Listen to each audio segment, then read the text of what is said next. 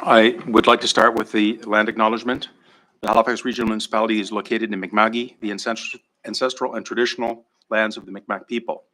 The municipality acknowledges the peace and friendship treaties signed in this territory and recognizes that we are all treaty people. Before we begin the meeting in earnest, I'm going to call upon our solicitor, Martin Ward KC, to swear in Councillor Virginia Hinch as the newest commissioner. Thank you, Chair.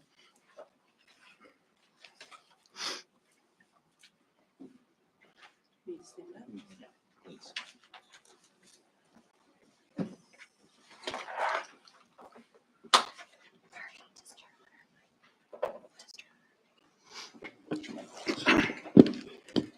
So would you please then read the oath of office? As your preferences, use a Bible. I, Virginia Hinch, of the Halifax Regional Municipality, swear that I will faithfully, diligently, and impartially execute and perform the duties required of me as a member of the Halifax Regional Municipality Board of Police Commissioners.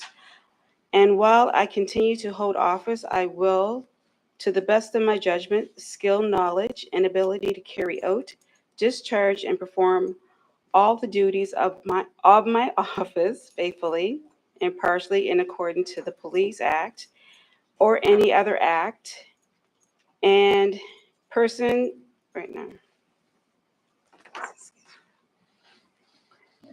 Oh, I missed it. And any regulation, rules, or bylaw, and will not accept in the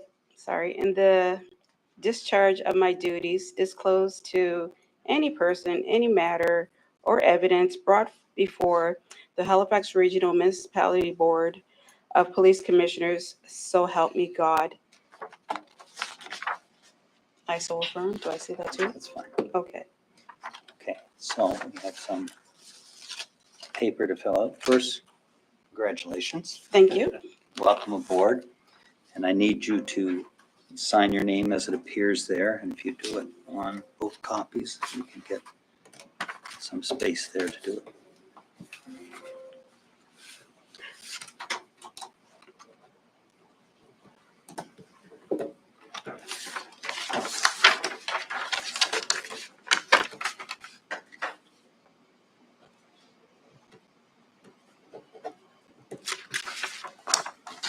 Thank you. Thank you.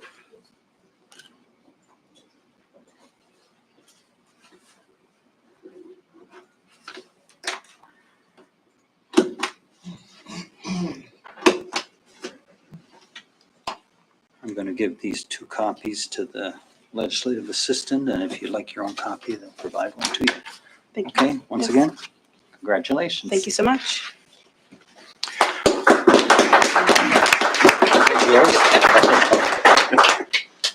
Welcome, Commissioner Hinch. We wish you the best. We wish you the best with respect to your activities involving our board. All of the members welcome you and look forward to your important contributions. Thank you. Thank you. Can I go? Agenda item 2, community announcements. Madam Clerk, are there any? That will be up to the commissioners if they have any announcements that they wish to make. Commissioners, community announcements? Moving to agenda item 3, approval of minutes, October 2nd, 2024. Calling for the approval. Could I have a mover and a seconder, please?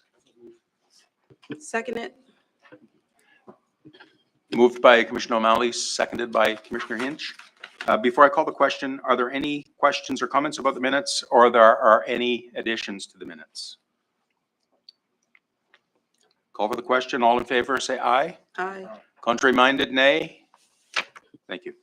The motion is carried. Item number 4, approval for the order of business and approval of additions and deletions. Reminders to commissioners that additions require a 2/3 majority, which would mean 3 of the 4 of us. Are there any additions sought? Vice Chair Giles, I have 2 additions from staff. First would be item 11.1, off-duty and extra-duty employment policy, as well as information item 4, which is a memorandum from the Chief Administrative Officer regarding an overview of Board of Police Commissioner activities. And I also have a request from staff for a change in the sequence of order so that item 12 in camera be heard before item 7. Could I have a mover and a seconder for those additions? Commissioner O'Malley moves. Seconder. Commissioner Akindoju seconds. Are there any discussions with respect to those additions? Call the question. All in favor? Aye. The additions are approved.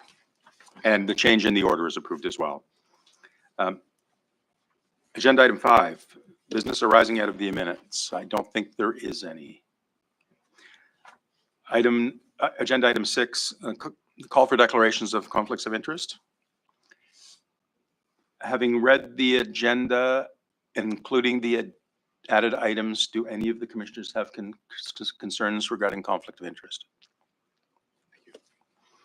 Item number 7, consideration of deferred business. Again, there's none. We're gonna put, I think we're gonna put in 12 before 7.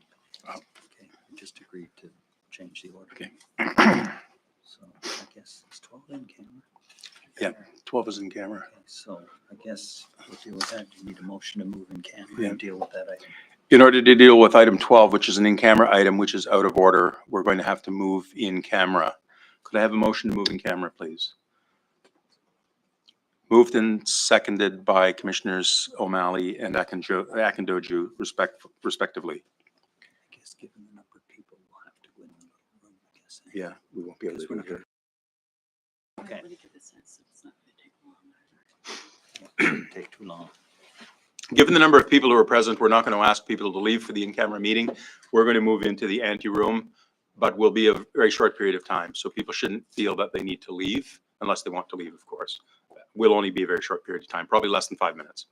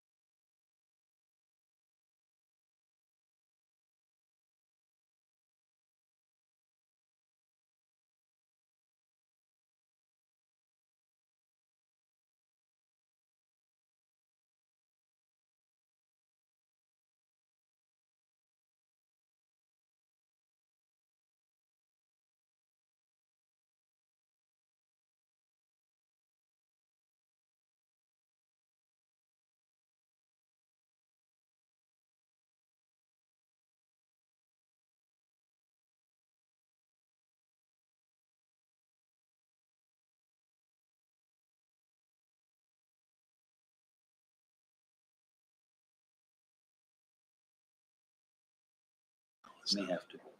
Does he repeat what he said? Okay. Notwithstanding the fact that we've lost a commissioner from the perspective of quorum for a couple of minutes, the next couple of agenda items are informational in nature and not decision-making in nature, so we'll carry on.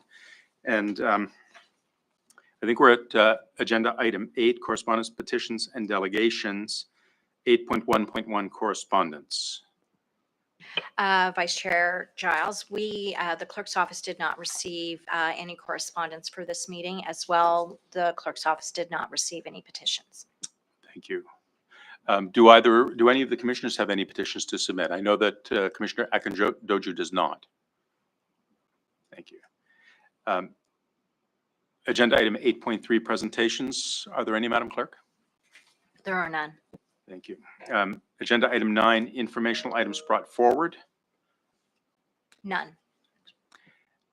So we're at agenda item 10, which are our static reports from staff, in particular Chief McLean and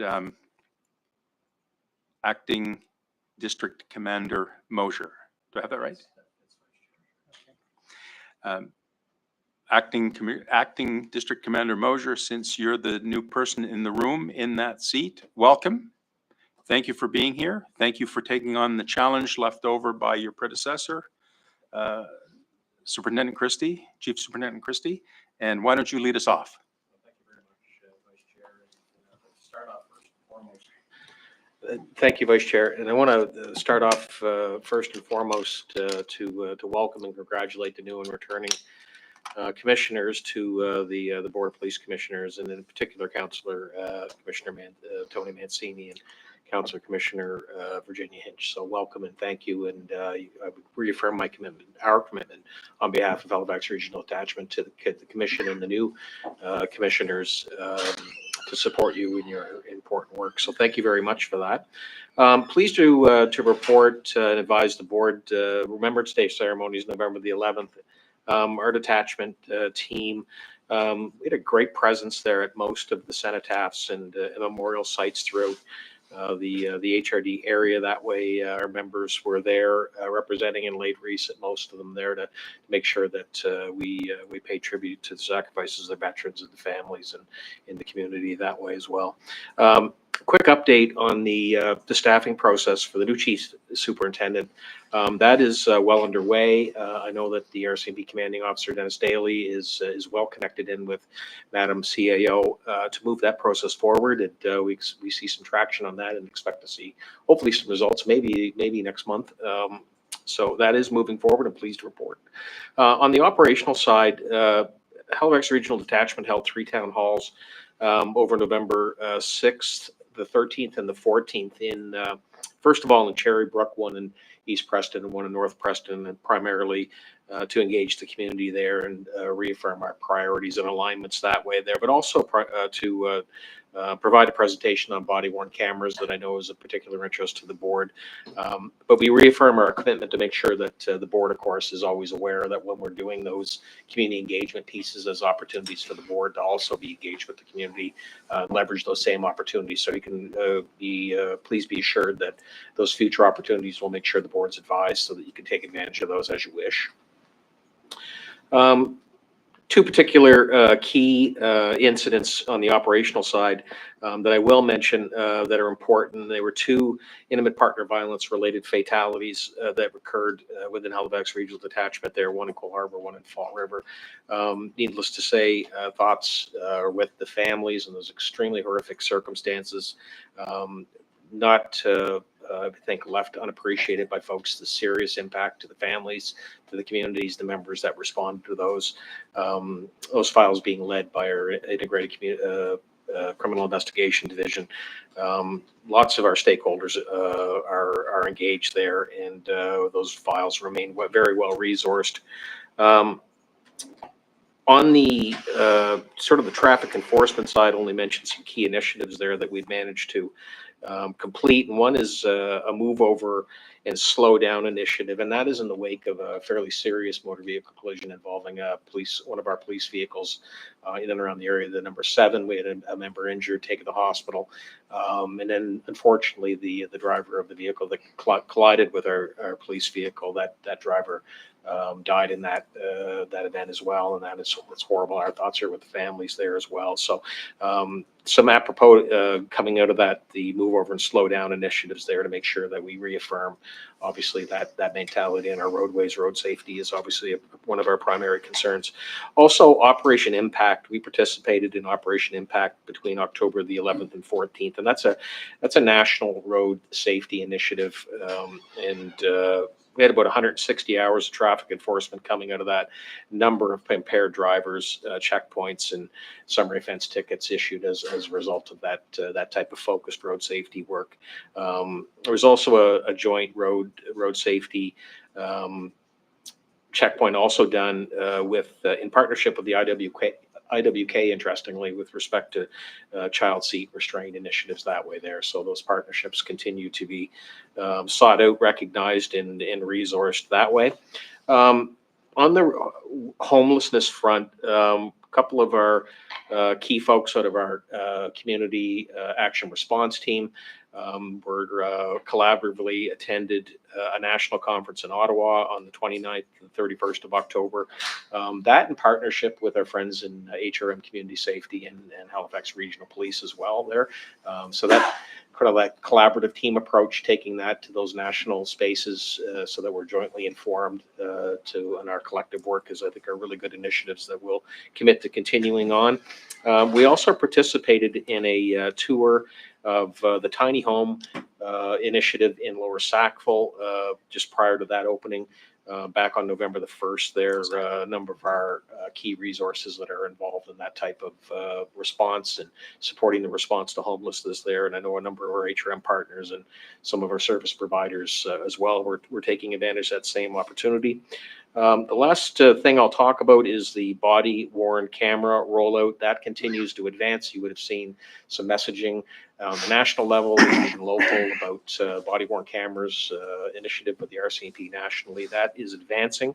Some of our training is actually being implemented on November 25th. That'll be in Musquodoboit Harbor in our north central area, and with our community action response team. And then following that in January, our Sheet Harbor offices and our Preston office will also be following that. And then we anticipate March, February, Tantallon, Cole Harbor, and Sackville will follow on that. So that phased-in approach, you'll see that unfolding in your communities.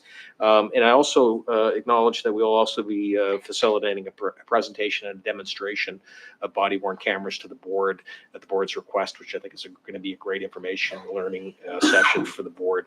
So those conclude my remarks as far as an update, but I welcome any questions from the board. Any questions from commissioners? Superintendent, I just want to have one comment. I have to say, as the now himself aging child of 2 World War II combat veterans, both of whom signed up at the age of 18, hard though it is to believe that, I was really happy to see at the cenotaph some of my people from both departments, both detachments, not only in the red, but in the blue. It was really heartwarming, and it made sense of my pledge to my mother when she died about 10 years ago, that as long as I had a breath, I would stand for her at a cenotaph. So thank you for being there, and also to Chief McLean and his colleagues for being there and for laying wreaths and making your presence known at that solemn and very important occasion. Great. Thank you for your comments, Vice Chair. I'll make sure that's passed along to the team. Thank you. Thank you. Chief McLean. Good afternoon, everyone. Chair Giles or Vice Chair Giles, whichever is most appropriate in this forum. Obviously, like the members of the board and everyone who's joining us here today and online. Obviously, I'd like to also echo Don's comments in terms of welcoming all the commissioners and board members back, in particular to Councillor Virginia Hinch for her election to the North End in the community I grew up in. I'm sure you'll do it fine justice, and as well to your selection to the Board of Police Commissioners. I too am, like Don said, we're here to make sure that we give you everything you need to do your job in the best way possible. I'd like to start off with commenting on two significant releases that we made this week. On October 31st in downtown Halifax, a 24-year-old woman was tragically struck and killed by a Metro Transit bus early in the morning hours. Halifax police concluded by release yesterday that determined that no charges will be laid and no summary offense tickets issued in this incident based on the outcome of that investigation.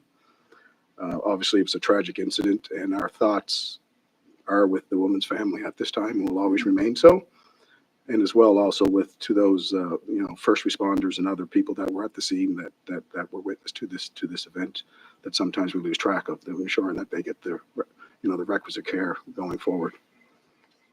Also this week, we released that investigators concluded that the sudden death that occurred at the Walmart on Montfort Road on October 19th was not suspicious. This was a very complex investigation, involved several partner agencies, including the medical examiner and the Department of Labor, which remain ongoing and received, obviously, international attention. Unfortunately, I think it also received some, misinformed, speculative conjecture in particular cases that I think was, unfortunate, I guess, is what I'll leave it at. The police investigation determined there was no foul play. The manner of death is not suspicious. Investigators are confident, as based in our subsequent,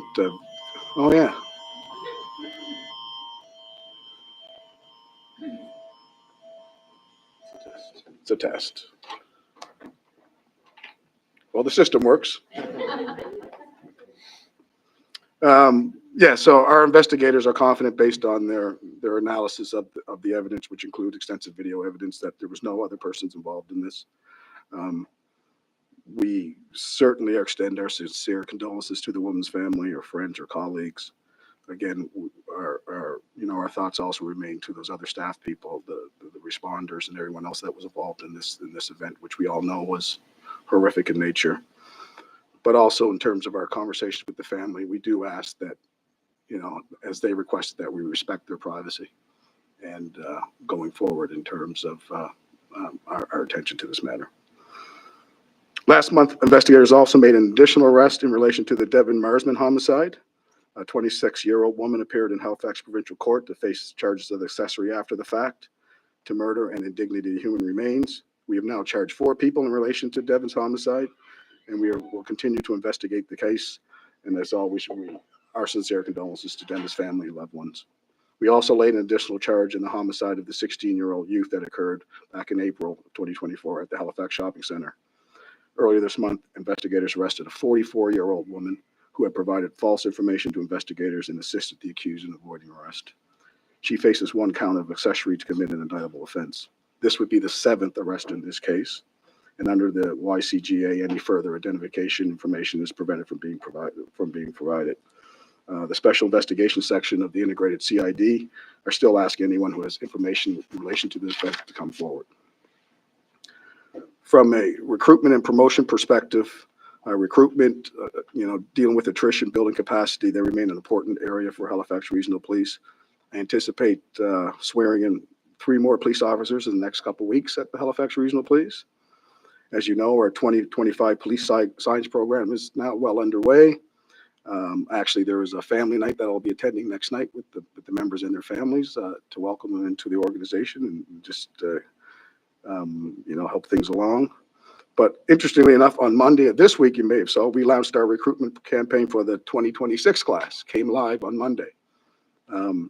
That will remain open until January 10th of 2025. Obviously, anyone, please visit our website for more information. There will be obviously work that's done from a recruiting standpoint over that time. I had my senior officers meeting yesterday morning. We had 70 applicants. It opened on Monday, so I think that's a good sign in terms as we move forward on that. From an internal promotions perspective, I am pleased to announce that Deputy Chief Andrew Matthews, big guy sitting right behind me, and Deputy Chief Dean Simmons were the successful candidates for the recent Deputy Chief competition. I want to thank, they had been in acting roles for a while, which I know a little bit about. But so it was, it's good to have them evolve. I also like to note, for with Don's here, I like to thank Chief Superintendent Darren Morrow, the crops officer of the Nova Scotia RCMP, who assisted me on the interview panel and was gracious with his time and his work in making that happen. With their promotions, I was also able to promote 3 acting superintendents, Carolyn Nichols, Greg Robertson, and Dave Boone, to their permanent superintendent roles in patrol support and CID, respectively, last week. And a ceremony will be held on the 27th to acknowledge their achievements, at which time I will also promote Sergeant Amit Parasam to a staff sergeant and Constables Alyssa King and Michael Furlong to sergeant. So that'll be a good day for those. It's like Christmas comes a little early for some people in the police department. From a firearms perspective, we like to speak about, we've had 0 homicides this year in our policing area related to homicides. Of the 3 homicides we have had, charges have been laid in all. There have been 16 shooting incidents in our jurisdiction this year, and we have 300 firearms either seized or surrendered to date to this particular period. From a traffic perspective, for October, HRP officers issued 1,017 summary offense tickets, including just about 100 for speeding tickets and 3 for stunting, 49 for distracted driving. We had 24 charges laid for impaired operation of a motor vehicle and 8 suspensions issued. This month starts our winter road safety focus theme. So here we go. Where HRP reminds drivers to slow down and drive for conditions to ensure the vehicle windshields as the weather starts to turn. From a community perspective, on November 6th, I had the opportunity to speak and welcome 30 grade 9 students to our facilities for our Take Our Kids to Work Day, where the group learned about some of the different opportunities that a career in policing can offer. My thanks extends to all of our staff who were involved in that particular day, who came in and provided a myriad of presentations to those young folks. And as Don had noted, on November 11th, both myself and just about every member of my senior team paid our respects by attending the many Remembrance Day ceremonies throughout the municipality. I do also want to note that this week, right now, the AWLE, Atlantic Women in Law Enforcement Conference, is being held in Fredericton. We had the privilege last year of holding it in Halifax. We have some female officers in attendance, and I just want to take note that Constable Dion Townsend is winning an award for bravery, and as well as our civilian victim services supervisor, Dolly Moser, is also winning an award for her community service. And lastly, I'll just note December 4th will mark the 20th anniversary of Cop Shop. For those who are familiar with it, where a number of 20 years, where about 50 officers and youth from the area get to shop together for a period of a couple hours with gift certificates, and sponsored by the Halifax Shopping Center. I've been one of those shoppers with kids myself in the past, and it truly is one of the most uplifting things of the Christmas season. And I look forward to opening that event on the 4th. And if you're around the Halifax Shopping Center on that particular day, come on by and get to see Santa.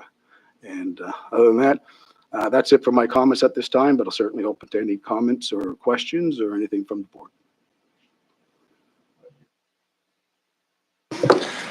It's great to hear the success in the recruitment. I did hear on the radio, one of our sister cities, Calgary, I think, was in town doing a little recruiting.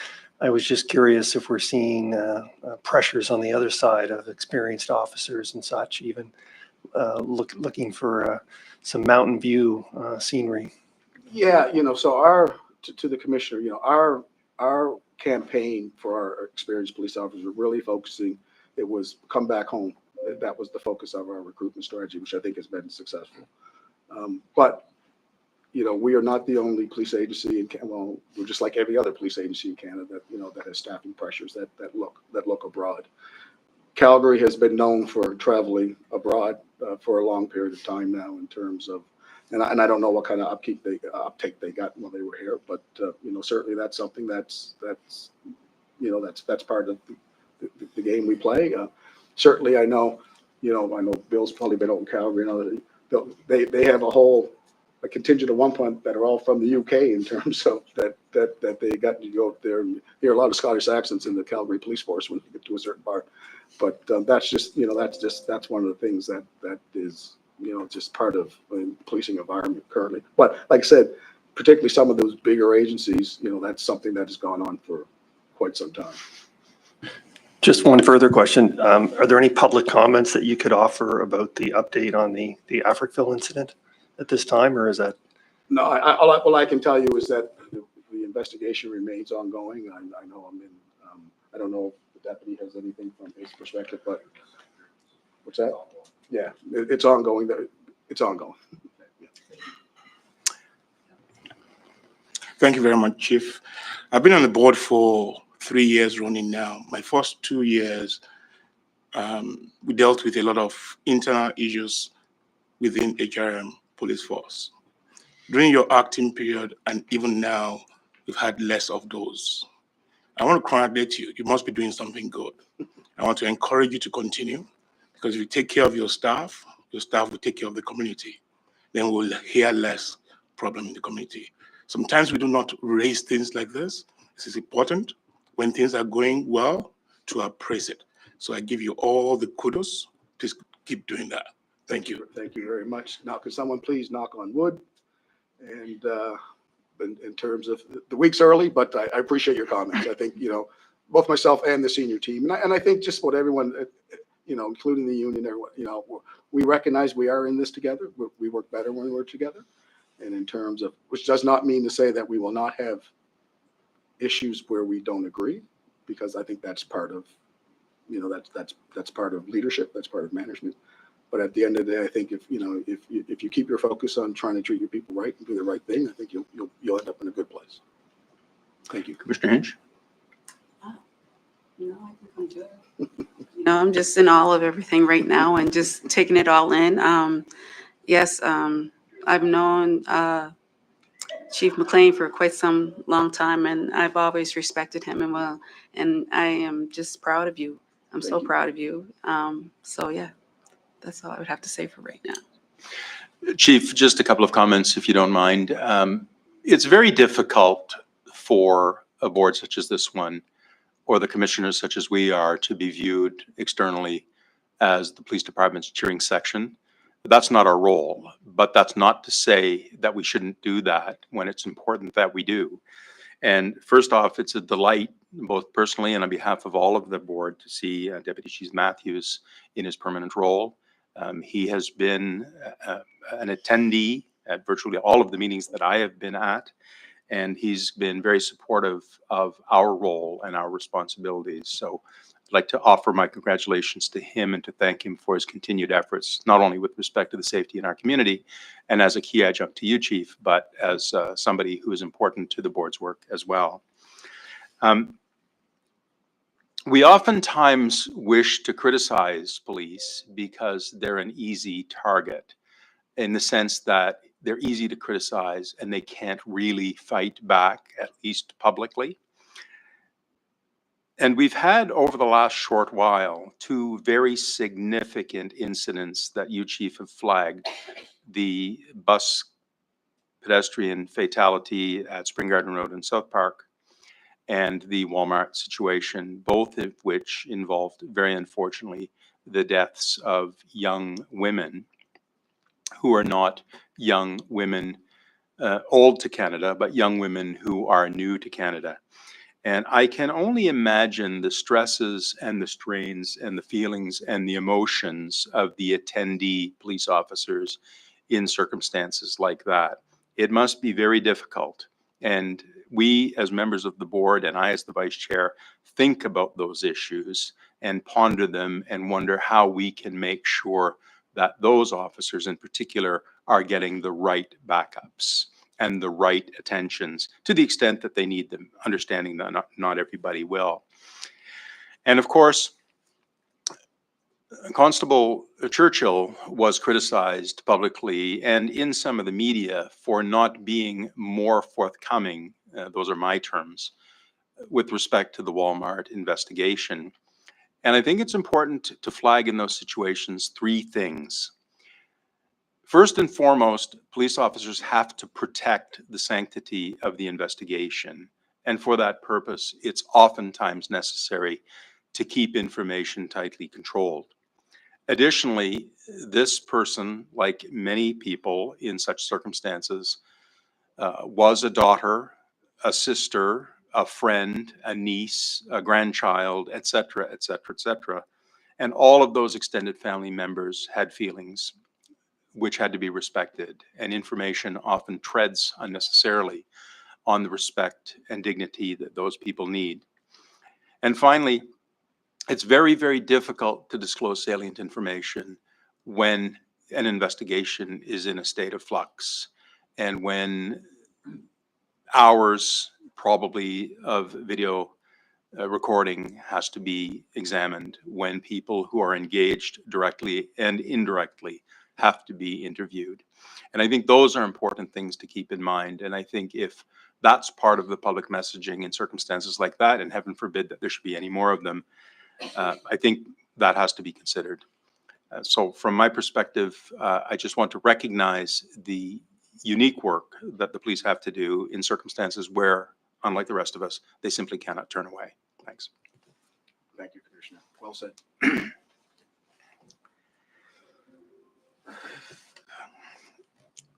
10.2.1, steps to achieve an integrated operating model. Mr. Moore.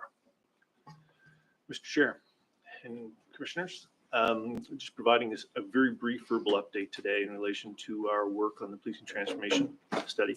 The Transformation Management Office still has not been staffed as a position. I have a few things in flight, and I'm hoping to have some further information on how that project management role will be filled in the near future. On relation to the work, we have meetings in flight for between Superintendent Mosier, Chief McLean, and myself and staff in relation to looking at the MOUs that have been in place. Chief Superintendent Christie provided a brief outline and a bit of a roadmap prior to his departure, and we're using that as a basis to be able to look at what that was. So we'll have more information coming back to the board in relation to those MOUs. So is your mic on? No, maybe I'm not close. Is that better? Okay.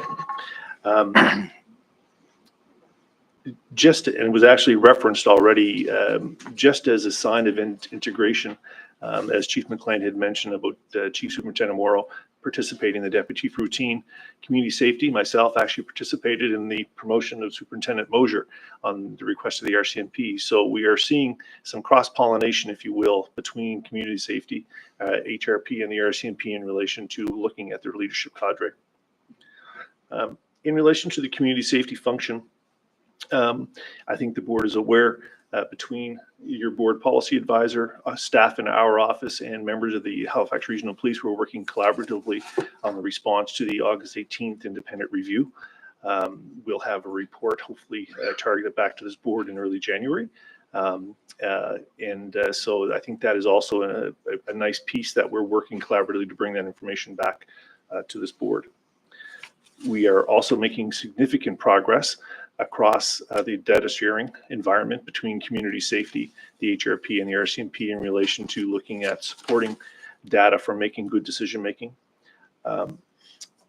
There's also an additional project on the go right now in relation to the regional police and by extension the RCMP in relation to supporting community safety's bylaw function and some appeal processes that are looking for information from police, from those individuals who have taxi licenses that may have been charged with criminal offenses. We're just trying to work a process in to make sure that we don't taint, if you will, the police investigation, but at the same time allow the appeals committee to have the appropriate information to make good decisions on the reinstatement of taxi licensing.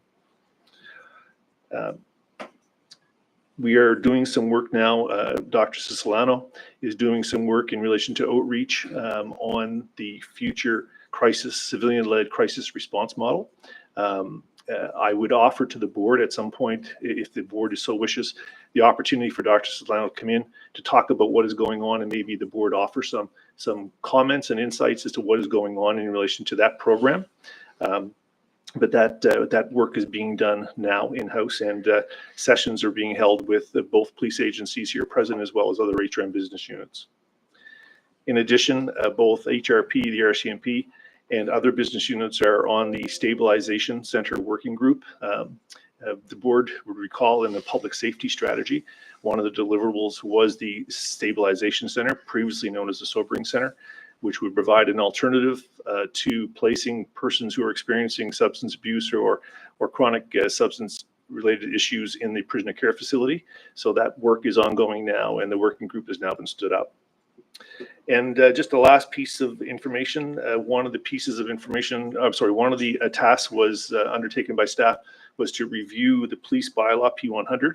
I can report back that that bylaw has been updated and gone through second reading at Regional Council and is now in place. So that's my brief update for the board at this point. I'll take any questions. Questions from the commissioners, please. And Mr. Morner, you're not seeking anything from us. No, Chair, this was just a verbal update to keep the board abreast of what is going on.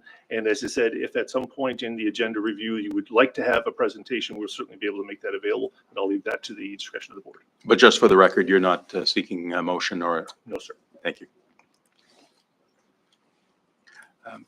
Item 10.2.2, Board 2025 meeting schedule. Madam Clerk. Yes, Vice Chair Giles.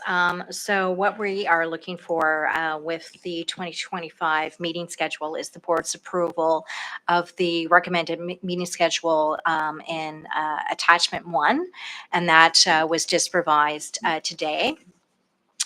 So what the recommended meeting schedule for 2025 includes is it provides for 6 regular meetings in 2025, including January 8th, February 3rd, April 2nd, June 4th, September 3rd, and December 3rd. And these meeting frequency complies with the Police Act requirements to meet every 3 months. And the meeting schedule with its 5-hour meetings, staff believe is sufficient to address the reports that are currently requested by the board. And specifically about that is that after the board's December meeting, there will be 20 outstanding reports, and at least 5 of those are information reports that will be circulated and not included as discussion items on a board meeting agenda. And that leaves 15 reports for the balance of 2025, with an average of 2 to 3 reports per 5-hour meeting. And then as the commissioners are aware, is that the proposed 2025 meeting schedule also includes the board's upcoming budget review meetings, which are primarily going to be scheduled over the course of December this year, as well as 2 meetings in January, on January 8th, which is the public participation session, with a final meeting on January 15th. When the board will be considering HRPs and the RCMP HRD's budget requests and make a recommendation to Regional Council. So if there's any, I'm here to answer any questions that the commissioners may have. Can we first have a mover and seconder of the schedule? Commissioner Akindoju moves. Commissioner O'Malley seconds. Are there questions or comments about the proposed schedule? All in favor? Say aye. Aye. Contrary? Motion's carried. Thank you. You're welcome. Agenda item 11.1, off-duty and extra-duty employment policy. This is a matter for a determination by the board. Our spokesperson is Mr. Bates, policing policy strategist. Thank you, Vice Chair. Josh Bates, policing policy strategist. So this item appeared a couple of times on your agenda, specifically in September and October. In October, the policies were adopted in principle, pending a period of public feedback. And both policies were posted on the BOPC website between October 21st and November 12th. No further concerns were raised with respect to either policy, so the recommendation is to formally adopt the policies as presented. For the benefit of our new commissioner, the new policies have been reviewed by our chief of HRP, and he is supportive. What's new is that in the extra duty policy, it includes criteria to assess whether requests for extra duty deployment actually require a police presence. The new policy also speaks to training, consideration for the mental and physical well-being of officers when scheduling extra duty, and reporting requirements for the chief. The off-duty policy is a little bit less involved, but it does include a line that prohibits the use of HRP property towards off-duty employment. That's something that is new. It is not in the existing policy. So with that, I would welcome any questions you may have. Thank you. This is simply a ratification, essentially.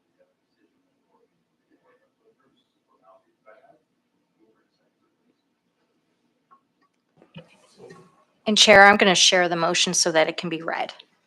So the motion is, and of course this is in materials, the Board of Police Commissioners of Halifax Regional Municipality adopt revised extra duty and off-duty policies for the Board of Police Commissioners Policy Manual, as outlined in the